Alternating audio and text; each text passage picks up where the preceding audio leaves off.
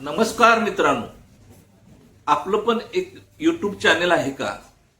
आणि त्या चॅनेलला 5-7च व्ह्यूज येतात, लय ते 8 व्ह्यूज येतात आणि आपलं चॅनेल हे काय ग्रो होत नाही आणि आपण त्याच्यावर व्हिडिओ टाकून कंटाळलाय.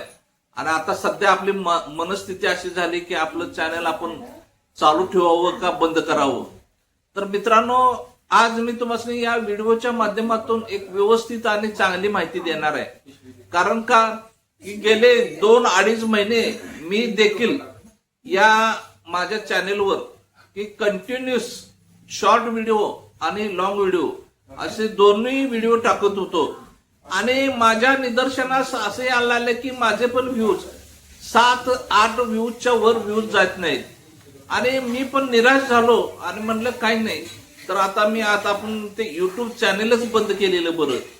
पण मी असाच एक गोष्ट जराशे ऑब्झर्वेशन करून बघितली आणि मग मला जरा समाधान वाटायला लागले की माझ्या युट्यूब चॅनेलवर व्ह्यूज येऊ लागले, माझा सबस्क्राईब वाढू लागले.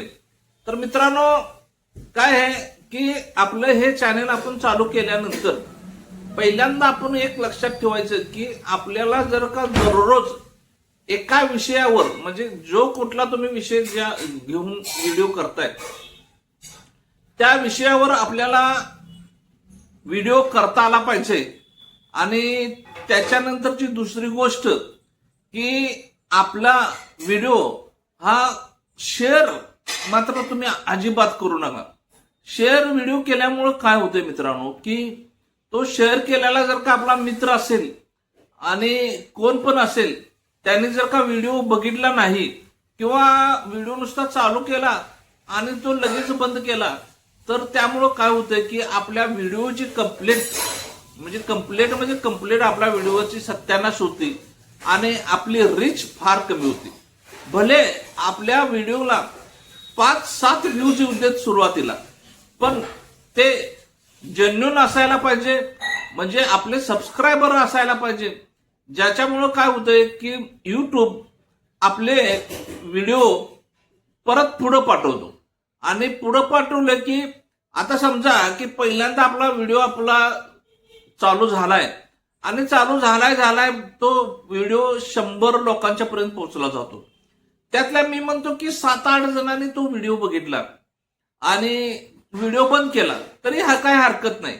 पण त्या 7-8 जण जे असतात, ती 7-8 जण तुमची चांगल्या प्रकारचे व्ह्युअर्स असतात असं युट्यूब ग्राह्य धरतं. आणि त्या पुढला व्हिडिओ तुमचा त्या 7-8 जणांच्या पर्यंत लगेच पाठवतं आणि त्या 7-8 जणांना दाखवून झाल्यावर पुढे 100 जणांच्याकडे पाठवतं.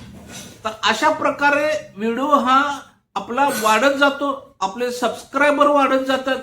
आणि ज्यावेळी आपले सबस्क्रायबर वाढत जातात त्यावेळी आपल्याला युट्यूबवर काम करणं चांगलं वाटतं. फक्त मित्रांनो, काही गोष्टी आपण लक्षात घेऊन की टाइम, म्हणजे आपल्याला व्हिडिओ किती वाजता आपल्या व्हिडिओवर व्ह्यूअर्स असतात याची सुद्धा माहिती आपल्याला युट्यूब स्टुडिओमध्ये आपल्याला व्यवस्थित दिलेली असते. तर मित्रांनो, तुम्ही त्या गोष्टीची अंमलबजावणी करा. पण आपला व्हिडिओ मित्र नातेवाईकांना शेअर करू नका किंवा असाच कोणाच्याकडे पाठवू नका. त्याच्यामुळं आपल्या व्हिडिओची रीच कमी होतील आणि आपल्या व्हिडिओची रीच कमी झाली तर युट्यूब आपला व्हिडिओ पुढे पाठवत नाही.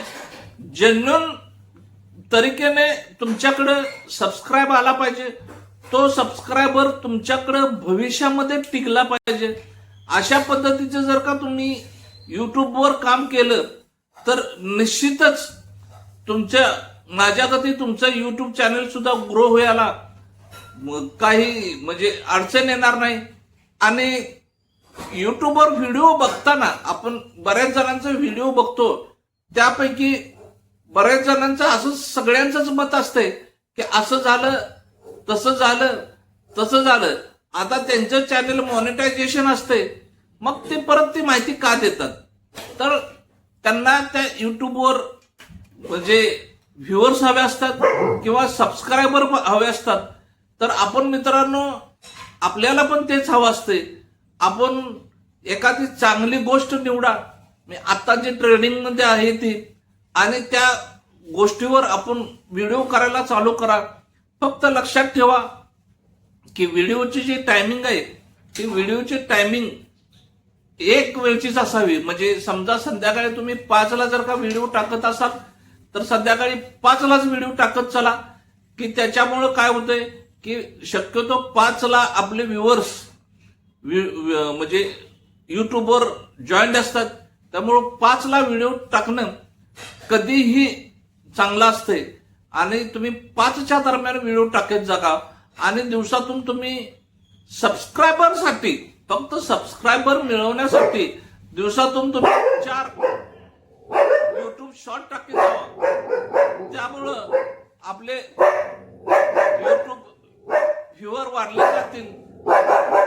जर का माझा व्हिडिओ आवडला तुम्हाला, सबस्क्राईब, लाईक आणि शेअर करा. धन्यवाद.